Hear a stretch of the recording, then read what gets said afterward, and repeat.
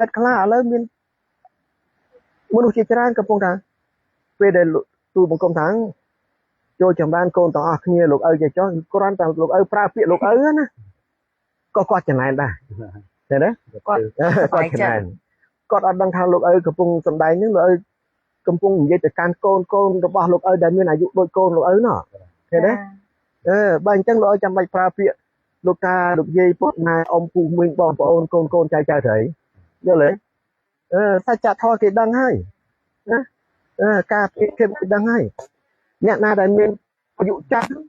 លោកទាំងឡាយដឹងខ្លួនអញចាស់ជាងឯងជឿគាត់និយាយចឹងលោកឪឡើយសម្រាប់តែកូនគាត់តាឲ្យវាយល់ចេះអូយពិបាកមែនតើមនុស្សលោកឥឡូវពិបាកមែនតើណាហ្នឹងហើយគ្រាន់តែយើងទុកជាឯកសារជា document មួយដើម្បីជា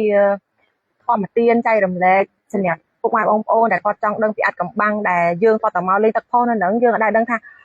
4 10ឆ្នាំសូម្បីខ្ញុំមកតាំងពីទូគឺអត់ដែលដឹងទេអាត់កំបាំងហ្នឹងអញ្ចឹងគឺខ្ញុំពេលដែលខ្ញុំឆ្វេងយល់ខ្ញុំស្ដាប់នៅការពិតរបស់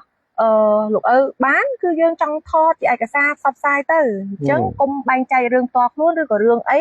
ជាមួយនឹងសច្ចធម៌ការពិតព្រោះខ្ញុំជាបុគ្គលមួយរបស់សាធារណជនក៏ដូចជាមានអ្នកគ្រប់គ្រងច្រើនខ្ញុំចង់ផ្សព្វផ្សាយនៅអ្វីដែលជាការពិតតែប៉ុណ្ណោះដើម្បីជាធម្មទានការផ្សព្វផ្សាយជាបុណ្យកុសលរបស់ខ្ញុំបងប្អូន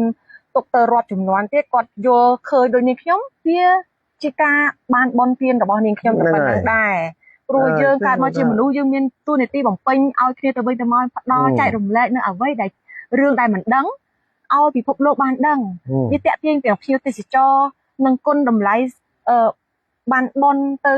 ធម្មជាតិមនុស្សនៅក្នុងប្រទេសយើងហងនិងមនុស្សទូទៅដែលគេអត់ដឹងព្រោះប្រទេសរបស់យើងមានមជ្ឈមណ្ឌលសាសនាជាច្រើនកន្លែងដែលពោពេញទៅដោយសច្ចធម៌នៅក្នុងរឿងទេវកថារបស់ព្រះ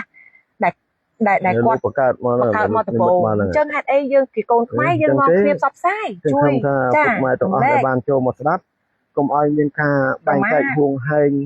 ឬក៏គិតថាទូលបង្គំខ្ញុំប្រការណាចូលមកតាំងខ្លួនជាអ្នកចេះដឹង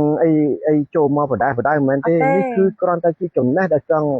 ឲ្យចែករំលែកឲ្យធម្មជាតិមួយដូចគ្នាហ្នឹងបានពិចារណាបានឆ្វេងយល់រកខ្លួនឯងឲ្យឃើញតែប៉ុណ្ណោះយល់ទេនេះជាការ